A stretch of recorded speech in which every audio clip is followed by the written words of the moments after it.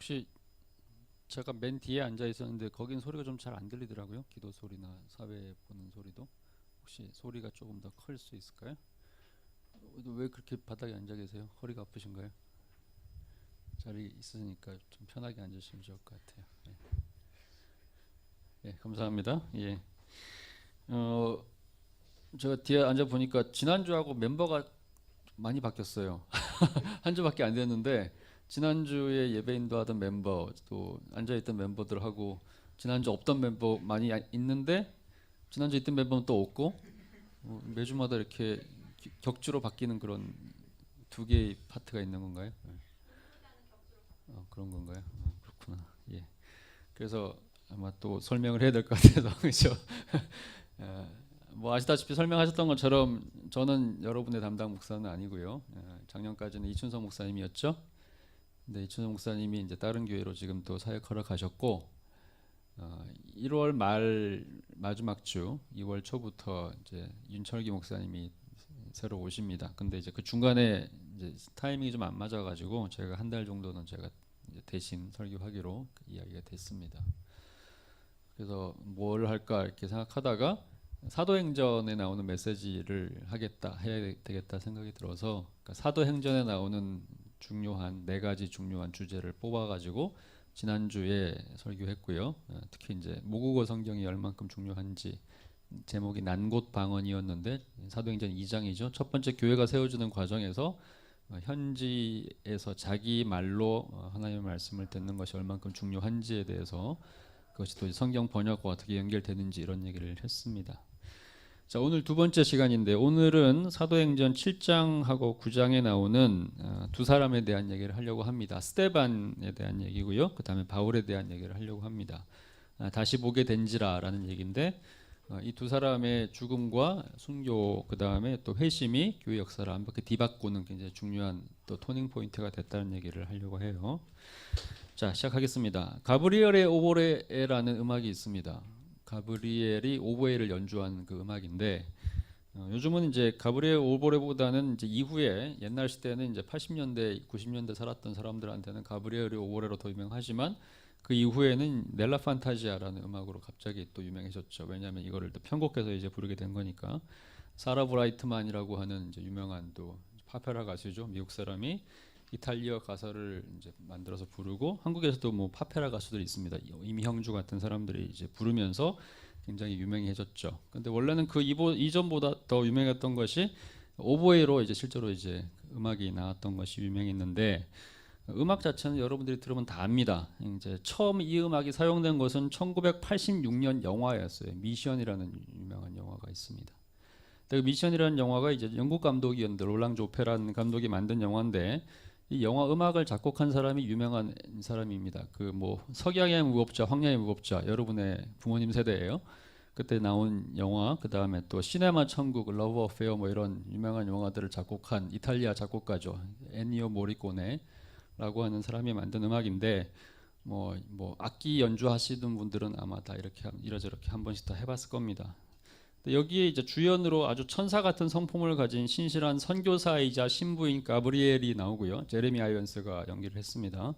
그다음에 그를 돕는 보조 신부 역할로 한때 노예상이었다가 이제 회심해가지고 이제 원주민들을 돕는 사람을 로버트 드니로가 나오고 또 이제 그거를 대부분 사람들은 캐치를 못하는데 여기에 리암 니슨이 나옵니다. 리암 니슨 아시죠?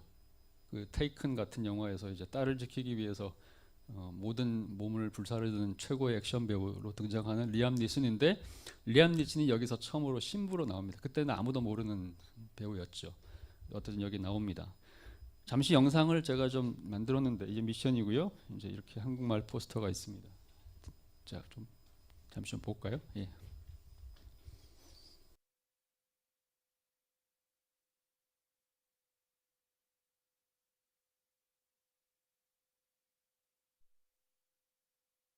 자, 이 영화의 악권은 가브리엘 신부가 이제 과라니족과 처음 만나는 장면입니다. 이제 이 과라니족은 그 당시에 굉장히 호전적인 것으로 알려져 있는 그런 이제 종족이었는데 실제로 호전적인 영화 자체를 보면 실제로 호전적이었다기보다는 이제 스페인 포르투갈 식민 개척자들이 자기 말을 잘 안 듣는 사람, 저항하는 사람들한테 붙인 딱지 같은 거죠. 그래서 군대가 이들의 땅을 뺏고 또 수많은 주변 종족들을 이미 학살한 상태인데 그런 상황에서 이제 거기에 저항했던 소수의 남아 있는 민족들한테 붙인 딱지가 이제 그런 거죠.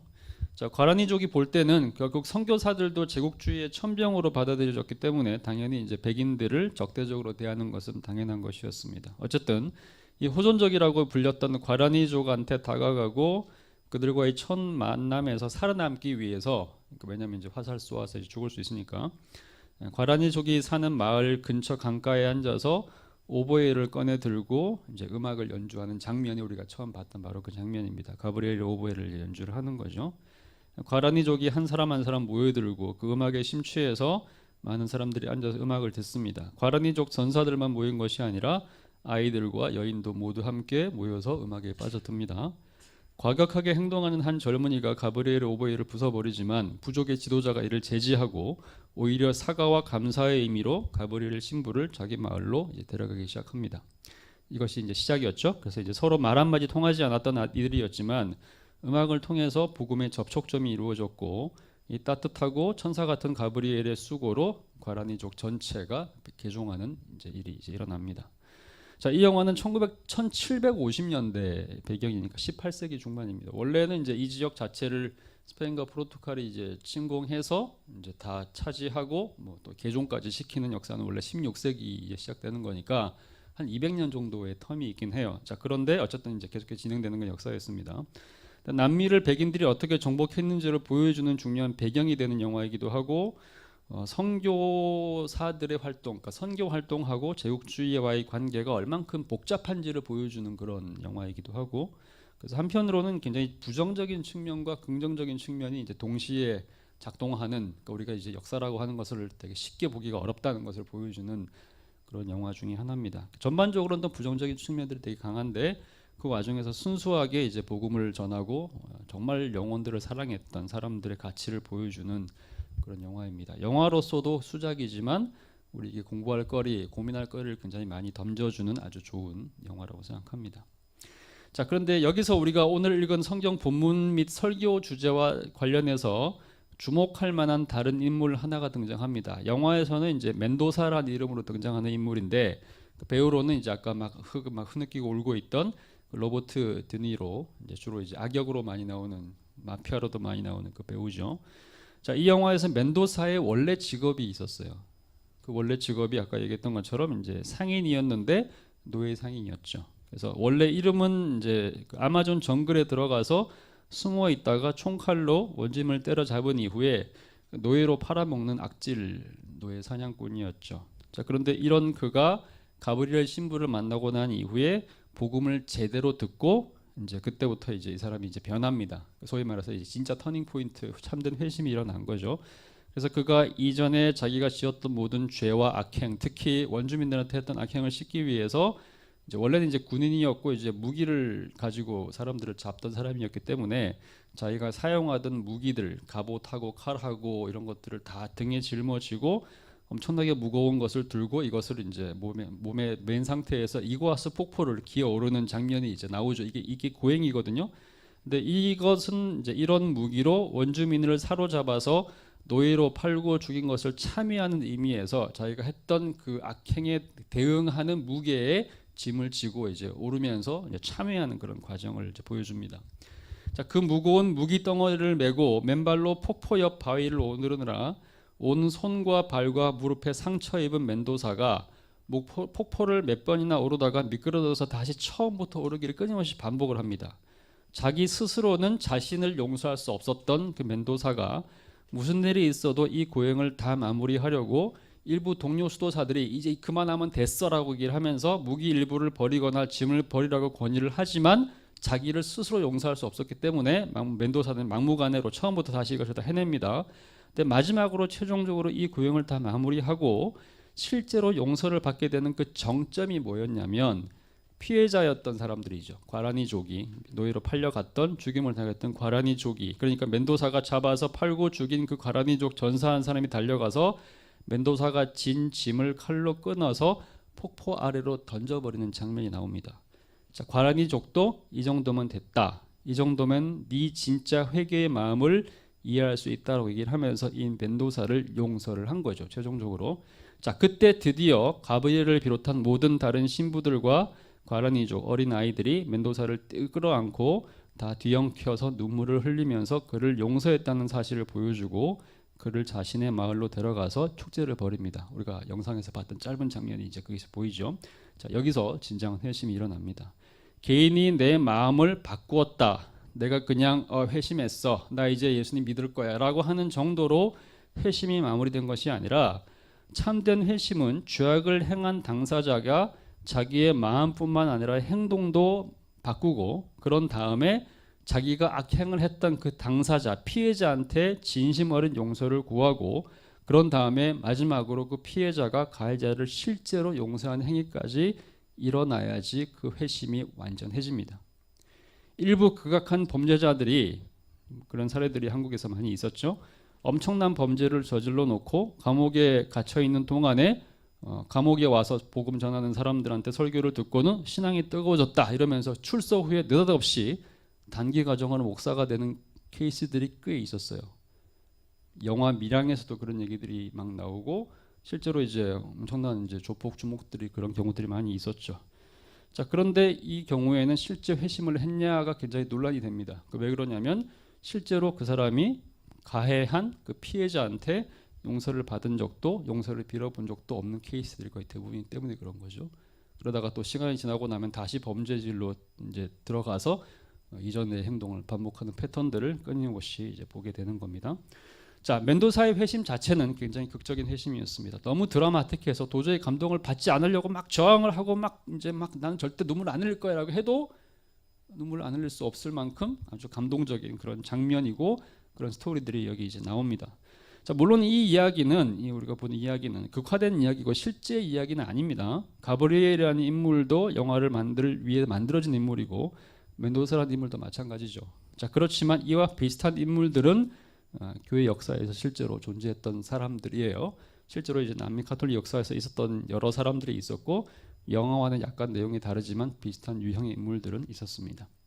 자, 이제 우리는 이제 이 극적인 회심을 실제로 경험한 또 다른 역사상의 인물로 돌아가려고 합니다. 이 인물의 이야기는 영화나 소설로 꾸며든 것이 아니고 실제로 있었던 이야기였지만 어느 영화나 드라마로 만들어도 이보다 더 극적일 수는 없을 만큼 드라마틱한 회심을 보여주면서 실제로 기독교 역사에 나타나는 회심 이야기의 원형이자 역사를 완전히 뒤바꾼 가장 중요한 회심이었다고 말할 수 있습니다. 제가 지금 터닝 포인트에 대해서 얘기를 한다고 했죠, 그죠? 그래서 그 이야기가 우리가 읽은 사도행전 7장과 9장에 나옵니다. 자, 지난 오순절 강림 사건의 결과 베드로가 오순절에 모인 디아스포라 유대인에게 예수에 대한 복음을 전했습니다. 성령이 충만했던 베드로가 복음을 전하면서 그 자리에서 약 3천여 명이 예수를 믿는 엄청난 역사가 일어났습니다. 이때 모인 성도들이 형성한 첫 번째 인류 역사상의 교회가 뭐였다고요? 그게 예루살렘 교회였다. 지난주에 한 얘기였죠. 자, 그런데 처음 만들어진 교회이고 순전한 교회이고 자기 것을 다 뭐 이렇게 나눠줄 만큼 그렇게 서로를 잘 섬기고 사랑했던 교회였지만 이 교회 안에도 문제가 있습니다. 모든 공동체는 문제가 있죠. 사람들이 많아지니까 자연스럽게 각 사람의 출신 배경도 다양해지고 그러면서 각각 다른 출신 배경을 갖고 있는 사람들 사이에서 갈등이 생기는데 그 갈등 중에 가장 대표적인 것이 출신 배경의 차이였습니다. 이제 한 그룹의 사람들은 유대 지방에 내내 살면서 그러니까 이스라엘 백성들이 이미 700년 전, 500년 전부터 식민지 경험을 하고 있다는 얘기를 했어요. 그죠? 그러면서 그럼에도 불구하고 내내 그 지역에 살면서 식민지의 주체가 바뀜에도 불구하고 내내 그 지역에 살면서 원래는 히브리어를 썼는데 이 동네 사람들이 근데 이제 예수님이 오시던 그 당시에 예수님이 실제로 사용했던 언어는 아람어라고 하는 언어거든요. 그러니까 그 당시에 이제 시리아와 이제 그 히브리 지역을 이스라엘 지역에서 공용으로 사용되고 있던 이제 언어가 있습니다. 옛 시리어인데 그 언어를 사용하는 사람들입니다. 근데 그 사람들을 성경은 뭐라고 표현하고 있냐면 그 히브리파 유대인 이렇게 얘기를 하고 있어요. 히브리파 유대인, 그러니까 히브리 지역에 살고 있는 내내 살았던 유대인들이라는 얘기입니다. 자, 그런데 이 사람들과는 달리 당시에 로마 제국 내에 다른 지역에서 식민지 생활이 한 700년 정도 되니까 여러 지역에서 살면서 그 지역의 언어를 사용하는 사람들이 있었다는 얘기를 지난주에 했었죠. 그런 사람들이 주로 이렇게 1년에 3번 정도 오순절이나 6월절 같은 때 와가지고 예배를 드리고 돌아간단 말이죠. 근데 돌아가지 않고 남은 사람들이 있었던 것 같아요. 그 사람들은 당시 로마 제국 전체의 공용어였던 헬라, 그리스어를 사용했는데 이 사람들이 여기 남은 겁니다. 이 사람들을 성경은 뭐라고 얘기하고 있냐면 헬라파 유대인이라고 얘기를 합니다. 자, 근데 이제 이 두 사람들 사이에서 갈등이 생긴 거죠. 왜 갈등이 생겼느냐? 문제는 이 두 집단 안에 각각 과부들이 있습니다. 과부들이 있었는데 이 당시에는 여성이 스스로 자기 일을 하면서 생활 전선에 뛰어들 수 없는 시대였기 때문에 당시에는 여성이 남편이나 아들에게 절대 의존하며 살아가는 것이 이런 시대였어요. 그런데 남편이 죽고 아들이 아직 성인이 되지 않은 상태에서 과부가 살아갈 길이 없단 말이죠.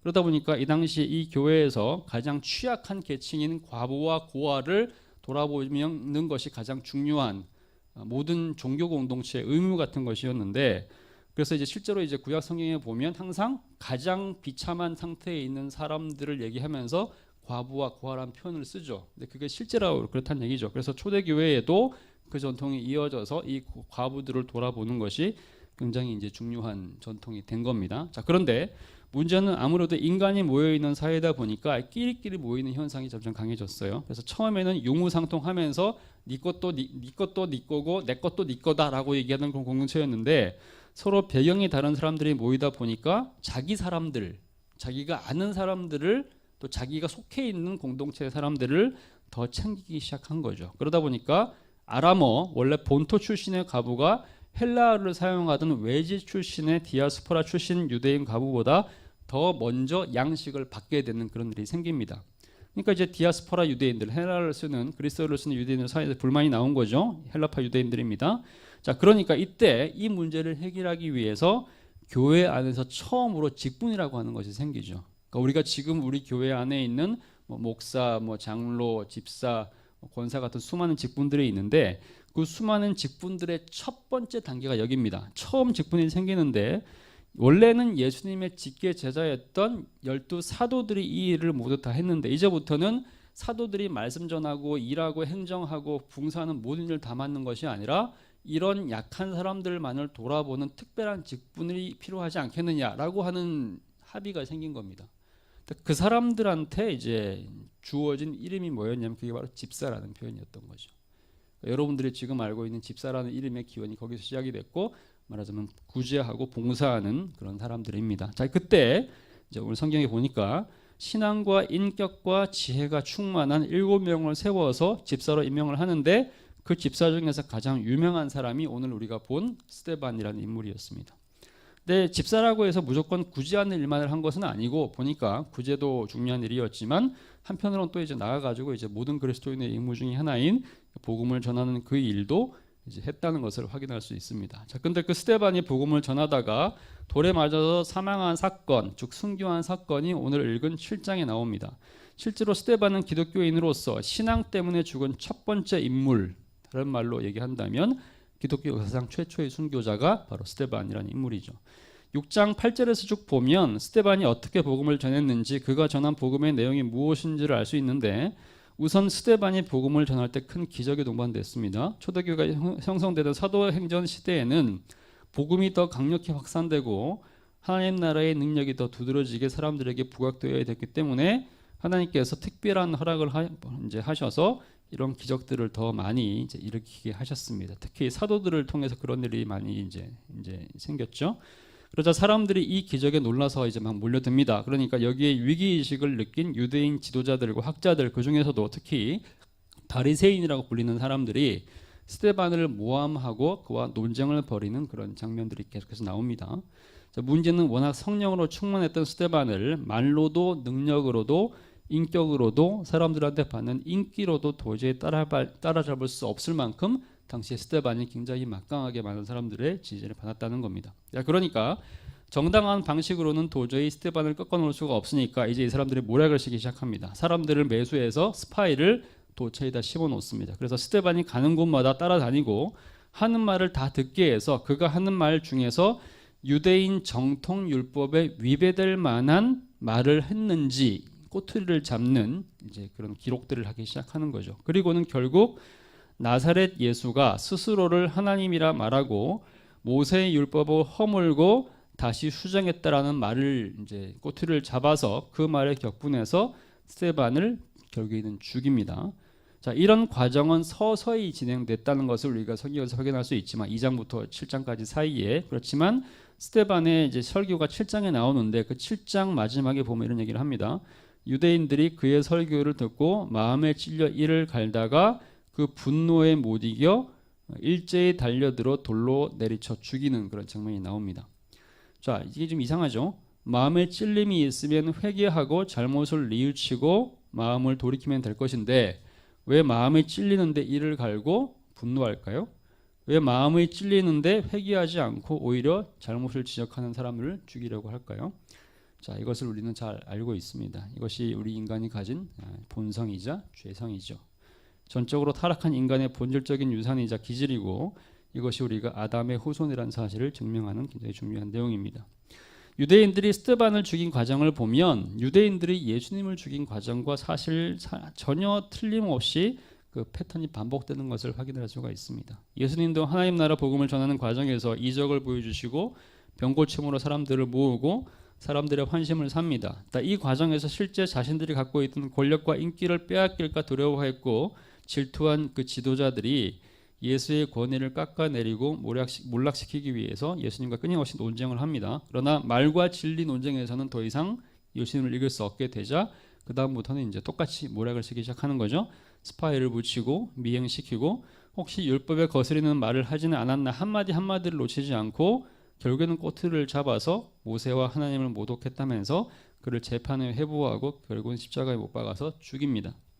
스데반이 죽은 과정은 십자가형이 투석형으로 바뀐 것일 뿐이지 사실 과정과 전개가 거의 전적으로 똑같습니다. 스데반은 그가 따르던 예수의 모범을 그대로 반복했습니다. 예수님께서 십자가에서 죽으시면서 사람들한테 했던 얘기가 있었죠. 아버지여 저 사람들이 지은 죄를 저들에게 돌리지 마옵소서. 자신들이 무슨 일을 한 것인지를 모릅니다라고 십자가에서 한마디를 하셨어요. 그 사람들을 이제 용서를 하신 거죠. 자, 근데 사도 바울이 예수님이 했던 얘기랑 똑같아요. 스데반은 뭐라고 기도했습니까? 주여 이 죄를 그들에게 돌리지 마옵소서. 똑같이 기도를 했습니다. 예수님하고 똑같단 말이죠. 바로 직전에는 주 예수여 내 영혼을 받으시옵소서라고 말하는데 이것도 예수님께서 하신 7마디 중에 한 마디에 포함됩니다. 똑같단 말이죠. 그래서 그런 점에서 봤을 때 스데반의 죽음은 사실상 예수님의 죽음과 다른 것이 아니었습니다. 하나님은 실제로 스데반에 대한 이 박해를 자신에 대한 박해로 간주하셨기 때문에 나중에 회심이 이제 바울이 회심하는 과정에서도 이것을 확인할 수가 있습니다. 나중에 좀 볼게요. 자, 근데 또 한 가지 중요하게 볼 표현이 있습니다. 자, 무릎을 꿇은 채 기도하는 모습으로 있던 그가 돌에 맞아 죽었을 때 그의 죽음을 사도행전을 기록한 누가가 뭐라고 기록하는지를 우리가 좀 봐야 됩니다. 그때 이제 누가가 기록을 했는데 뭐라고 표현했냐면 잤다 이렇게 얘기를 합니다. 그가 잔이라 이렇게 얘기를 해요. 자, 이게 무슨 얘기입니까? 사실은 아직 안 죽었다는 뜻인가요? 목숨이 신랄같이 붙어 있다가 후에 다시 살아날 것이라고 이제 얘기를 하는 건가요? 사실은 안 죽었는데 죽은 척하고 있다가 살아나서 나는 부활했다라고 뻥을 치는 걸까요? 아니죠. 무엇이죠? 이것은 바로 기독교인의 죽음관을 보여주는 가장 중요한 표현입니다. 우리에게 죽음은 죽음이 아니고 내세를 믿고 하나님 나라와 천국을 믿는 우리에게는 죽음은 일시적인 단절일 뿐입니다. 이 세상에서의 삶은 나그네의 삶이고 일시적인 삶이기 때문에 일시적인 단절이 이 땅에서 일어나지만 그 이후에 우리에게 영원한 생명이 다시 있기 때문에 잔다라고 표현하는 것이죠.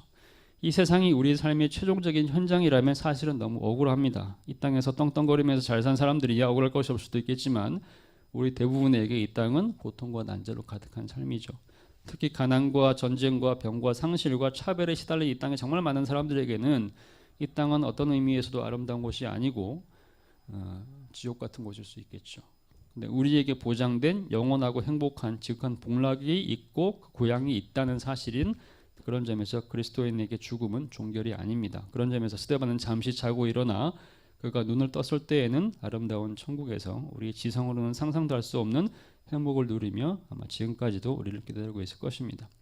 자, 이제 새로운 인물 이야기로 넘어갑니다. 스데반이 돌에 맞아 죽었을 때 그를 돌로 쳤던 이들이 어떤 사람인지를 대충 짐작할 수 있는 힌트가 있는데 이때 당시에 그 자리를 지켰던 사람 중에 한 사람이 등장합니다. 이 사람의 이름이 사울이었어요. 한 청년이었는데 이 청년의 역할은 다른 사람들의 겉옷을 지키는 역할이었습니다. 당시 품이 이제 옷이 굉장히 이제 로마 시대의 옷이 굉장히 품이 넓잖아요. 그래서 이제 이 품이 넓은 이런 옷으로는 돌을 던지기가 되게 어렵죠. 그래서 돌을 더 잘 던져서 더 잘 맞춰서 더 잘 죽이기 위해서 사람들이 겉옷을 벗어놓습니다. 근데 그 겉옷이 좀 비쌌던 것 같아요. 그 겉옷을 이제 벗어놓으면 이제 누가 훔쳐갈 수도 있는 거니까. 그래서 그 겉옷을 지키는 사람이 필요한 거죠. 근데 그 사람이 누구였느냐? 그게 바로 이제 사도 바울이었다는 얘기죠. 자, 사울은 그 당시 원래 이름은 사울이었으니까 이제 바리새인이었습니다. 예수님 당시에 예수님과 가장 많이 논쟁하고 예수님이 가장 신랄하게 비판한 사람들이 이 사도 바울이 속해 있는 바리새인들이었습니다. 근데 바리새인이 되게 욕을 많이 먹는 걸로 성경에 나오는데 사실 우리의 오해와는 달리 사실은 바리새인은 예수님이 이 땅에 오시기 이전까지는 당시의 유대인들의 존경을 거의 독차지하던 그런 사랑받던 집단이었어요. 바리새인 말고 사두개인도 나옵니다. 근데 사두개인은 당시 어떤 사람들이었냐면 사두개인의 이름 자체는 이제 사독이거든요. 사독을 따르는 사람들입니다. 사독은 유대의 유명한 제사장 이름이에요. 그러니까 제사장 혈통을 갖고 있는 사람들인 거니까 말하자면 종교 지도자들인 거죠. 근데 이 사람들은 한 700년 얘기했었죠. 그죠? 700년 동안 역사가 지나면서 아수르, 바벨론, 페르시아, 그리스, 로마로 쭉쭉 오면서 권력자들이 바뀔 때마다 그 권력자들과 손을 잡았던 사람들입니다. 말하자면 일종의 이제 식민지 지배층인 사람들이고 우리로 친다면 친일파에 해당하는 그런 사람들인 거죠. 그런데 이 사람들과는 달리 바리새인들은 일종의 정통파 유대인들이었기 때문에 이전에 스스로도 자신들을 정통파라고 얘기를 하지만 다른 사람들도 대체로 그렇게 인정할 정도로 그 당시에 유대 구약 시대의 모세율법을 그나마 잘 전수하면서 권력과도 일정한 거리를 두고 있었던 중산층 종교 그룹에 얘기할 수 있습니다. 그러니까 문제는 이들이 이런 로마 식민지와 그리스 상업주의, 종교적 혼합주의의 시대에 정통을 유지하는 역할을 하면서 다른 사람들은 다 타협하고 다 넘어가는데 자신들은 넘어가지 않고 정통을 지키는 사람들이니까 우리야말로 진짜 제대로 된 유대인이다라고 하는 일종의 선민의식을 굉장히 강하게 발전시켰던 사람들인 거죠. 그래서 이들은 오직 자신들만이 유대교의 진짜 참된 전수자라고 생각했고 그 기준에 맞지 않는 사람들은 배제하고 심지어는 대적하는 사람들이었어요. 그러니 한편으로는 일반적인 사람들은 이 바리새인들이 굉장히 존중했어요. 왜냐하면 그 어려운 상황 속에서도 700년 동안 600년 동안 전통을 지킨 유일한 사람들인 거니까.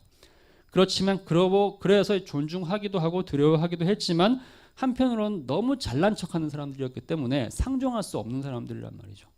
그러니까 동시에 존경하지만 동시에 또 혐오하는 일종의 양가 감정을 갖고 있는 그런 사람들이었던 겁니다. 자, 바리새인들이 예수님을 가장 적극적으로 반대했던 이유가 바로 거기에 있습니다. 자신들이 전통을 그리고 정통을 가장 잘 전수해온 사람들이었고 그러므로 자신들이 존경받아 마땅한데 예수는 오히려 이들을 존중해주지 않고 오히려 반대로 이들의 위선과 이중성을 정말 적나라하게 까발립니다. 더구나 그러면 그럴수록 자신들에게 오던 존경이 이젠 예수께로 옮아가고 예수의 영향을 받아서 이 추종자들이 자신들을 적대하기 시작하는 거죠. 실제로 이들 대부분은 자기 신앙이 아주 순수하고 자랑스러워했을 사람들인데 이렇게 순수하고 정통 신앙을 지키려고 하는데 뭔가 이상한 종류의 사람이 나타나가지고 뭐 세리들과 좀 더러운 사람들인 거죠. 오염된 세리는 세금을 이제 걷는 사람들이니까 말하자면 역시 뭐 친일파 이런 거거든요. 그런 종류의 사람들을 제자로 삼기도 하고 그다음에 이제 더럽다고 알려진 그런 이제 창녀들과 함께 밥을 먹기도 하고 같이 놀러 다니고 뭐 이러고 다니니까 이 예수는 이단이란 말이에요. 사이비란 말이죠. 그 이단 사이비 예수가 와서 헛소리를 늘어놓는데 거기에 너무 많은 사람들이 끌려가고 있다는 겁니다. 그러니까 소위 정통파 유대인이었던 바리새인 입장에서 봤을 때는 예수라는 존재가 와가지고는 완전히 우리로 친다면 뭐 신천지 이만이나 통일교 문선명이 하는 얘기도 비슷한 거 하는 것 같은데 사람들이 다 끌려가고 있으니까 얼만큼 분노하겠습니까? 더군다나 이 바리새인들은 워낙에 금욕적이고 정결하게 살았는데 예수는 와서 자주 잔치를 벌이고 아까 얘기했던 것처럼 민족 반역자 세리나 더러운 창녀나 한센인이죠. 문둥병자들과 어울려 다니는 거죠. 민중이 좋아서 밀쳐 날뛰고 뭐 따라다닙니다. 그러니까 당연히 유대인들 입장에서는 이제 정통파 유대인 바리새인 입장에서는 죽이고 싶은 존재가 예수였을 겁니다.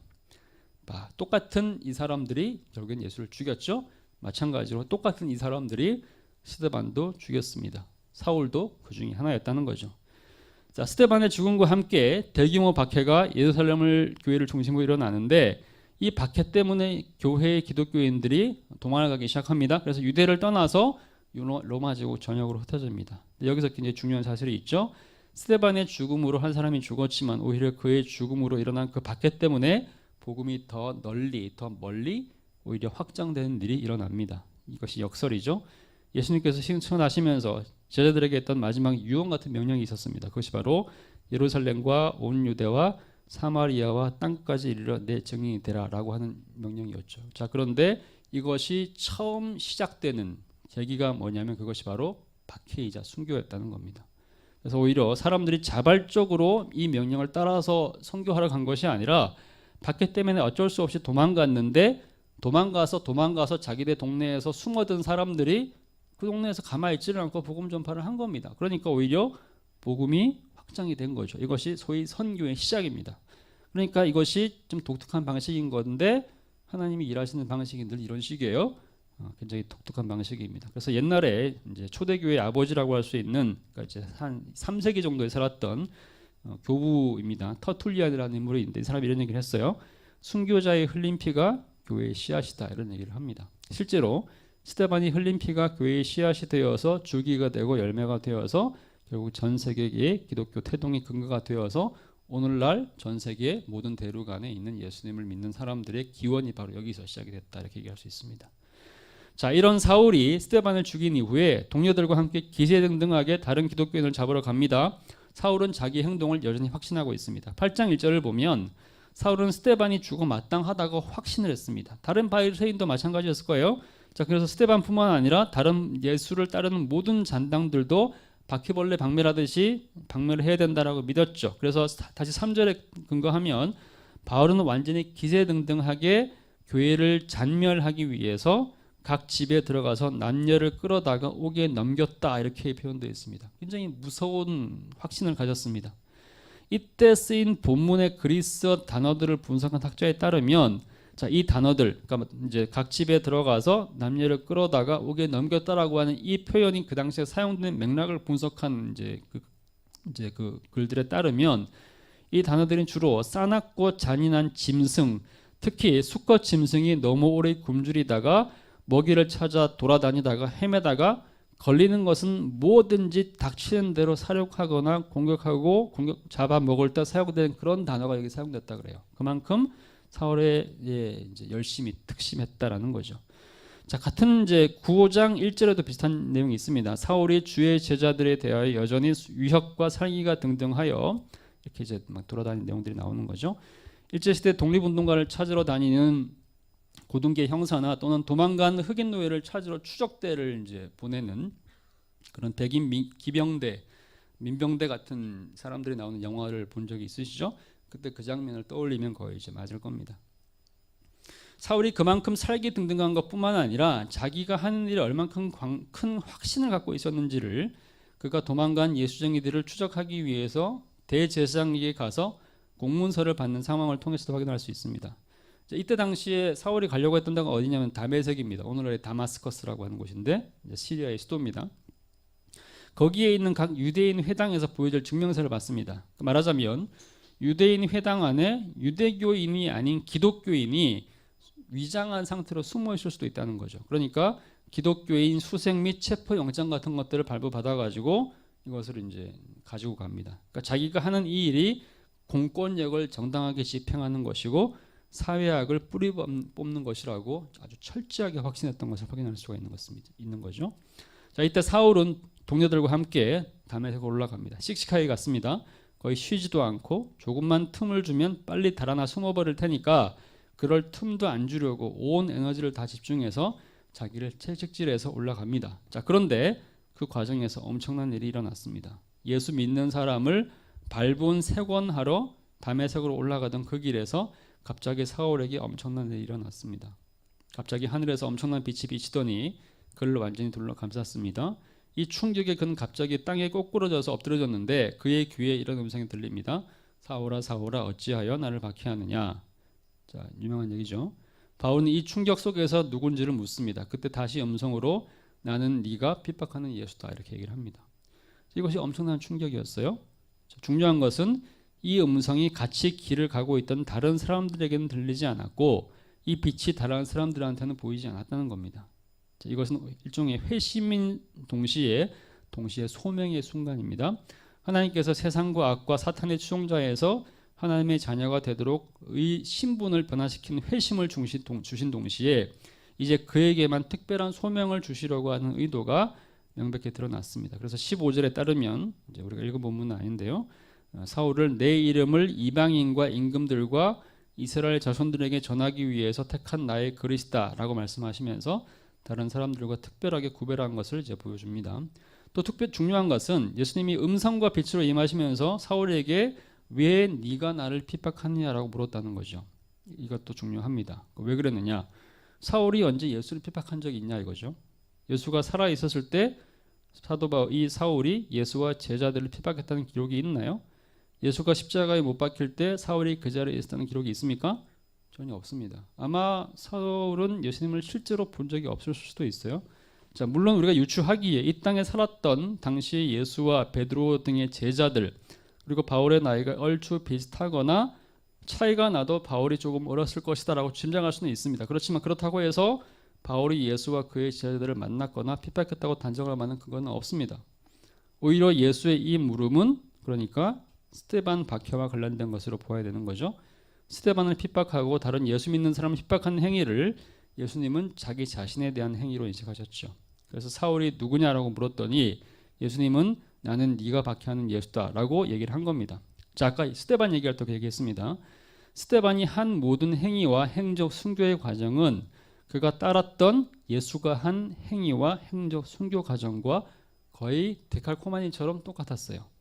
그런데 이런 행위는 스데반이 예수를 코스프레한 거다 이렇게 비난받을 만한 그런 행동이 아니고 오히려 예수님께서 승인하는 방식이었다는 거죠. 왜 그렇습니까? 그리스도인이란 이름 자체는 그리스도를 따르는 사람이고 예수쟁이란 이름 자체는 예수를 따르는 사람이란 뜻이기 때문에 그런 거죠. 그것을 예수님께서도 승인했다는 겁니다. 스데반을 핍박한 것을 자신을 핍박하는 것으로 예수는 그대로 수용하셨고 실제로 예수님이 복음서 마태복음 18장에서 보면 이 땅에서 가장 작은 소자, 가장 작은 자 한 사람의 한 일은 곧 나에게 한 일이다라고 예수님은 말씀하세요. 이 땅의 어린아이, 가난한 자, 핍박받는 자, 슬픔에 빠진 자, 소망을 잃은 자에게 다가가서 물을 주고 빵을 주고 돈을 주는 모든 행위는 곧 그 사람한테만 한 행위가 아니라 예수님 자신에게 한 행위다라고 예수님은 정말 반복해서 끊임없이 얘기를 합니다. 여기 우리 신자의 위로가 있습니다. 우리가 진짜 신자로서 제대로 살려고 하면 우리에게는 애매하게 이해 없이 당하는 고난이 있습니다. 그런데 그 고난은 우리만 받는 고난이 아니에요. 왜냐하면 우리가 당하는 고난은 주님께서 동시에 받고 있는 고난이기 때문에 그렇죠. 우리가 울 때 주님도 울고 우리가 좌절할 때 주님도 같이 좌절하고 우리가 아플 때 주님도 같이 아픕니다. 이것이 복음입니다. 동시에 이 세상에서 우리는 예수의 대변자로 예수를 대신해서 그분을 드러내면서 사는 거죠. 그래서 만약에 우리의 삶과 행동에 문제가 있다면 예수님은 우리와 자신을 동일시하시기 때문에 우리가 받는 모든 비난과 수치도 예수님께서 대신 뒤집어 쓸 수밖에 없는 거죠. 이것은 예수님께는 정말 손해이겠죠. 우리가 예수님을 영화롭게 할 일이 더 많을까요? 아니면 그분한테 오명을 씌울 일이 더 많을까요? 당연히 우리에게는 두 번째가 더 많을 겁니다. 그럼에도 불구하고 예수님은 이 오명을 덮어 쓸 만한 상황이 더 많다는 사실을 분명히 아시면서도 우리를 자신과 동일시하기를 조금 더 꺼려하지 않으시고 당당하게 우리와 그분을 동일시하십니다. 그것이 그분의 은혜이자 사랑이죠. 자, 이제 사울은 너무나도 강력한 빛 때문에 일시적으로 눈이 먼 상태로 안내자의 인도를 받아서 다메섹으로 들어갑니다. 그 충격이 너무 컸기 때문에 바울은 3일 동안 먹지도 못하고 보지도 못한 상태에서 지내게 됩니다. 이때 주님께서 당시에 다메섹에 있던 아나니아라는 제자에 나타나셔가지고 그에게 사울이라는 사람이 다메섹에 와 있다는 것을 알려주시고 그를 받아들이고 돌보라는 명령을 하십니다. 아나니아한테는 이것도 큰 도전이었죠. 왜냐하면 사울에 대한 그 악명을 이미 아나니아도 알고 있었고, 혹시나 바울이 받았다고 하는 이 환상과 음성이 사실이 아닐 경우에 그는 사울에게 잡혀서 끌려갈 수도 있고, 고문당하다가 다른 기독교인이 어디에 숨었는지 다 풀어버릴 수도 있는 절체절명의 상황이니까요. 그러나 하나님이 다시 음성으로 그에게 사울이 세계와 이방 땅의 전도자로 선택받았다는 사실을 확신시킵니다. 그리고 아나니아는 사울에게로 가서 이제 그 일을 안수를 하는 거죠. 안수와 동시에 사울의 눈에 있던 비늘이 사라지고 그때 눈을 뜹니다. 그리고 다시 음식을 먹고 기운을 차립니다. 자, 눈을 뜬다라는 문장은 이후 기독교에서 회심과 구원을 상징하는 표현이 됩니다. 나 같은 죄인 살리신이라는 유명한 찬송이 있는 거 알고 계시죠? 18세기 영국에서 아프리카 흑인을 잡아다가 노예로 팔던 존 뉴턴이 회심을 했습니다. 노예 상인을 그만두면서 그 사람이 이제 다시 전도자가 됐습니다.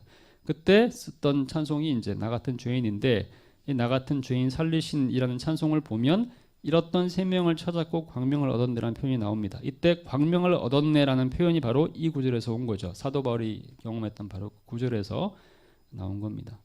자, 그렇게 해서 그가 변화되어서 사람을 죽이는 열정에서 사람을 살리는 열정으로 변하는 사람이 됩니다. 이것이 바로 이 사람이 바로 우리가 알고 있는 바로 그 전도자 바울입니다.